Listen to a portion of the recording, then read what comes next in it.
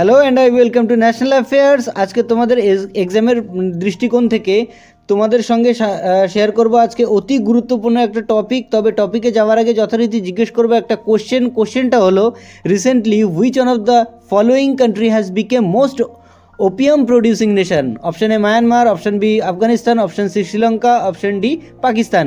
Comment সেকশনে তোমরা এর উত্তরটা করো। এর উত্তরটা যার সঠিক হবে তাকে দিয়ে দেবো আমি একটা হার্ট রিয়াক্ট, এবং এর উত্তরটা আমি ভিডিওর শেষে অবশ্য দিয়ে দেবো। তো শুরু করছি আমাদের আজকের টপিক। সেটা হলো যে world climate change performance index কিন্তু জারি করা হলো। এই যে যে রিপোর্টটা, এই রিপোর্টটা পেশ করে জার্মান ওয়াচ এই রিপোর্টটা জারি করে। Let me say it again. এবং world climate change performance index CCPI, এই সিসিপিআইয়ের মেন উদ্দেশ্য হলো যে গ্রিন হাউস গ্যাসকে যত কম করা যায়। গ্রিন হাউস গ্যাস মিনস হচ্ছে কার্বন ডাইঅক্সাইড, কার্বন মনোক্সাইড, এই সমস্ত গ্যাস, যে গ্যাসগুলো পৃথিবীর উষ্ণতা বাড়াতে সাহায্য করে। এই সিসিপিআই রিপোর্ট একটা ইন্টারেস্টিং রিপোর্ট কিন্তু এসেছে। ইন্টারেস্টিং এই কারণে বললাম যে এই যে রিপোর্ট, এই রিপোর্টের র্যাঙ্কিংয়ে ফার্স্ট পজিশনে কেউ নেই, সেকেন্ড পজিশনে কেউ নেই, থার্ড পজিশনে কেউ নেই।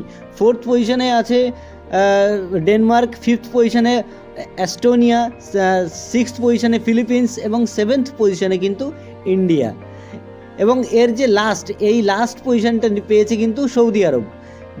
তার মানে বোঝা যাচ্ছে যে ইন্ডিয়া কিন্তু অনেক কাজ করছে গ্রিন হাউস গ্যাসকে কম করার জন্য, মানে গ্রিনারির দিকে যুবকদের নিয়ে যাওয়ার জন্য অনেক চেষ্টাই করেছে।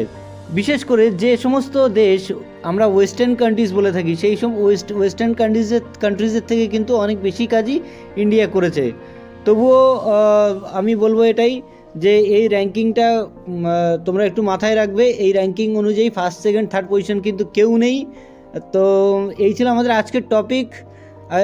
এবার আমরা চলে আসবো আমাদের কোশ্চেনটাতে।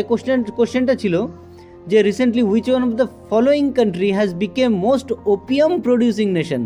আফিম প্রস্তুতকারক দেশ হিসাবে আফগানিস্তানকে ছাড়িয়ে মানে রিসেন্টলি মায়ানমার কিন্তু 1 নম্বর আফিম উৎপাদনকারী দেশ হয়ে গেল। তো এই ছিল আজকে আমাদের টপিক। আশা করছি তোমাদের ইনফরমেটিভ লেগেছে জিনিসটা। আর সামনে কোনো একটা ইম্পর্টেন্ট টপিক নিয়ে আমি আবার আসবো। ততক্ষণ পর্যন্ত বাই।